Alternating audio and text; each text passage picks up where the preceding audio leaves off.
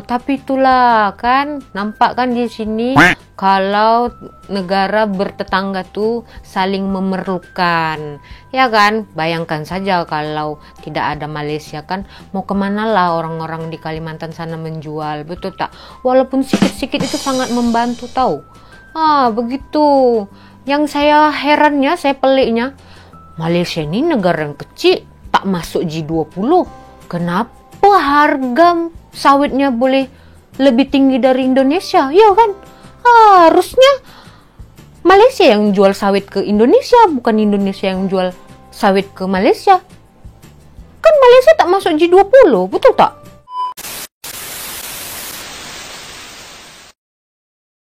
Halo teman-teman, jumpa lagi bersama saya Bastian Sebo. Ada video reaction dari Borunaga ya. Dia mereaksi tentang harga sawit di Indonesia yang mengalami penurunan ya. Harga sawit di Indonesia jatuh sehingga petani-petani sawit yang ada di Indonesia, dalam hal ini di Kalimantan ya, mereka kemudian menjual sawit ke Malaysia ya. Karena di Malaysia harga sawitnya jauh lebih bagus daripada di Indonesia. Harga sawit di Indonesia berkisar antara Rp800 sampai Rp1.000 per kilogram. Sedangkan di Malaysia, tandan buah segar atau TBS harga sawitnya ini berkisar antara Rp3.500 sampai Rp4.500 per kilogram. Tentu harga sawit di Malaysia saat ini jauh lebih bagus daripada harga sawit di Indonesia, sehingga akhirnya menyebabkan para petani sawit yang ada di Kalimantan, mereka jual sawitnya ke Malaysia meskipun itu melanggar hukum ya. Oke, sebelumnya saya berterima kasih kepada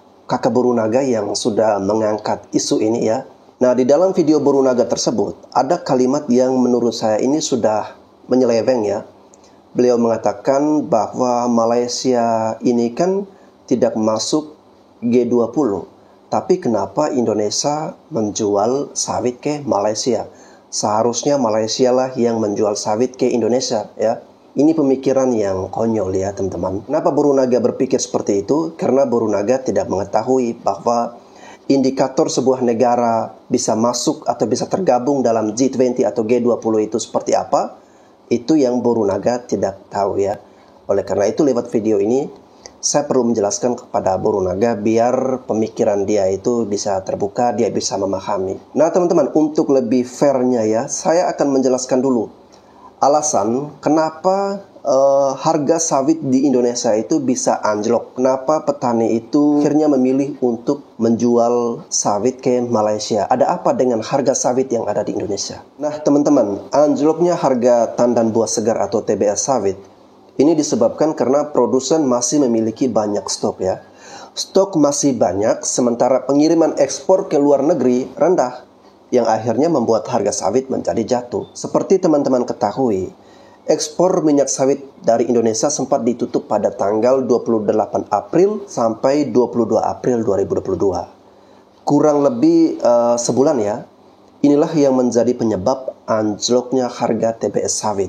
Lalu yang menjadi pertanyaannya adalah, kenapa pemerintah sampai harus menutup ekspor sawit ke luar negeri, walaupun hanya untuk sementara tapi sangat berpengaruh juga ya teman-teman. Jadi Presiden Jokowi ya memutuskan menutup keran ekspor sementara karena harga minyak goreng yang pada waktu itu lagi heboh-hebohnya ya, dan melonjak harganya tembus sampai Rp55.000 per 2 liter. Jadi mau tidak mau, pemerintah tidak punya pilihan lain dan harus membuat kebijakan seperti itu ya untuk menurunkan harga minyak goreng yang beredar di pasaran. Tapi saat ini keran ekspor sudah kembali dibuka ya, dan Indonesia sudah boleh ekspor sawit ke luar negeri. Hanya saja teman-teman, karena baru dibuka lagi, jadi kapal-kapal yang dulu-dulu atau kemarin-kemarin yang bertugas sebagai pengangkut ya, itu banyak yang belum siap untuk mengangkut sawit untuk ekspor ke luar negeri. Sehingga kendala berikutnya selain karena stok yang masih banyak, kendala berikutnya adalah faktor distribusi. Jumlah kapal pengangkut yang biasa digunakan untuk membawa ekspor kelapa sawit ke luar negeri sedang berkurang. Penyebabnya ya karena larangan ekspor kemarin membuat kapal-kapal yang biasanya mengangkut TBS ya, tandan buah segar untuk ekspor, mereka terlanjur membuat kontrak baru dengan perusahaan lain. Kapal-kapal itu mereka mencari job lain ya daripada kapalnya nganggur ya. Mereka melakukan kontrak kerja dengan perusahaan lain dan digunakan, ada yang menggunakan untuk mengangkut crude oil dari Rusia. Tapi teman-teman jangan khawatir ya.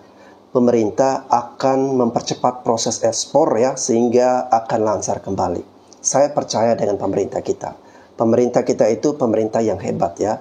Ada masalah seperti ini, pemerintah akan dengan cepat dan sigap untuk mengatasi. Nah teman-teman, tadi saya sudah menjelaskan tentang penyebab harga sawit di Indonesia itu sampai anjlok kenapa. Selanjutnya, ini saya mau menjawab kata-kata yang dikeluarkan oleh Boru Naga dalam video tersebut, yang dia mengatakan kenapa Indonesia masuk dalam G20 tetapi menjual sawit ke Malaysia ya, sedangkan Malaysia tidak masuk, seharusnya Malaysia yang jual ke Indonesia. Jadi sebenarnya tidak ada korelasi atau tidak ada hubungan antara harga sawit yang naik atau harga sawit yang turun dengan G20, karena itu bukan indikator itu ya teman-teman. Selain itu yang harus dipahami oleh kakak Boru bahwa komoditas yang ada di Indonesia itu bukan cuma sawit. Ada kelapa, kemiri, vanili, cengkeh, dan masih banyak lagi ya komoditas-komoditas yang ada di Indonesia selain sawit. Jadi jangan berpikir bahwa Indonesia ini hanya sawit doang, tetapi masih banyak komoditas-komoditas yang lain ya teman-teman. Naik turunnya harga sawit itu bukan indikator negara tersebut bisa masuk ke dalam G20. Bahkan negara sekelas Singapura saja ya teman-teman. Singapura yang kalau di Asia Tenggara adalah negara maju, mereka tidak masuk G20. Malaysia yang katanya ekonominya lebih bagus daripada Indonesia, tidak masuk G20.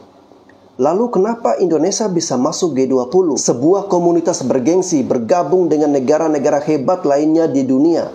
Dan kenapa Malaysia maupun Singapura ya tidak masuk ke G20 atau G20.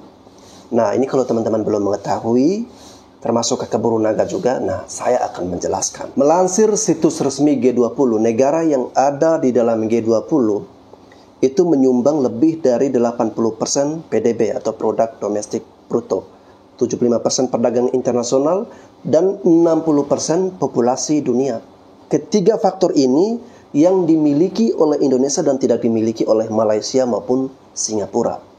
Nilai PDB Malaysia hanya sekitar 356 miliar USD ya. Kalau nilai PDB dari Singapura hanya sekitar 340 miliar USD. Singapura pada tahun 2021 hanya memiliki jumlah populasi penduduk sekitar 5,45 juta jiwa. Sedangkan Malaysia memiliki jumlah populasi penduduk sekitar 33 juta jiwa ya. Singapura ini sebenarnya kalau di Indonesia itu ukurannya adalah 1 atau 2 kabupaten. Kalau Malaysia ini kalau di Indonesia ya ukurannya ya 1 atau 2 provinsi. Kalau jumlah penduduk Indonesia itu berkali-kali lipat lebih banyak ya daripada negara-negara kecil ini. Nah kedua hal itulah yang menyebabkan Malaysia dan Singapura tidak masuk ke dalam jajaran negara G20. Indonesia sendiri diberi kehormatan bergabung menjadi anggota G20 itu sejak dari tahun 2008 dan menjadi satu-satunya negara ASEAN yang menjadi anggota G20. Ya karena Indonesia ini teman-teman, Indonesia adalah negara besar. Karena itu layak Indonesia memiliki hak khusus untuk menjadi anggota. Kemudian Indonesia merupakan negara dengan penduduk terbesar keempat di dunia setelah Cina, Amerika Serikat, dan India. Jumlah penduduk yang besar ini itu menggambarkan potensi pasar yang besar bagi produk-produk dunia. Negara kita memiliki penduduk yang mayoritasnya beragama Islam ya. Oleh karena itu, Indonesia dapat menjalankan perannya sebagai jembatan antara peradaban. Khususnya dapat menunjukkan ke peradaban Barat bahwa Islam itu kompatibel dengan demokrasi dan dapat menjadi referensi bagi negara-negara berkembang lainnya. Belum cukup di situ, Indonesia memiliki masyarakat yang majemuk, bersuku-suku dan menganut agama-agama penting di dunia. Dan ini bisa menjadi contoh bagi negara lain, bagaimana masyarakat yang majemuk tapi bisa hidup berdampingan dengan aman dan damai. Negara kita Indonesia juga memiliki potensi ekonomi yang tinggi, baik sumber daya alamnya maupun sumber daya manusianya. Bonus demografi yang dialami Indonesia ini, di mana jumlah penduduk usia produktif tinggi dan kelas menengahnya mulai tumbuh pesat, menunjukkan pada dunia begitu besarnya potensi yang dimiliki oleh negara kita. Apalagi teman-teman, saat ini kita ketahui Indonesia mendapatkan sebuah kehormatan yang sangat penting ya. Negara kita atau Indonesia dipercaya sebagai presidensi dari G20 ya. Apalagi yang membuat kita lebih bangga lagi, Presiden Jokowi kemarin ya, beliau yang berinisiatif datang ke Ukraina maupun Rusia, itu akan dicatat dalam tinta emas sejarah bahwa Pak Jokowi adalah satu-satunya pemimpin di Asia ya, bukan Asia Tenggara tetapi Asia ya, berani untuk mengunjungi Ukraina sejak invasi pertama yang dilakukan oleh Rusia. Di mata negara-negara hebat lainnya, Indonesia itu bukan dipandang sebagai negara yang enteng lagi, tapi kita adalah bangsa dan negara yang besar, kita adalah bangsa dan negara yang hebat. Saya bangga menjadi anak Indonesia. Saya Bastian Sebo, sekian dan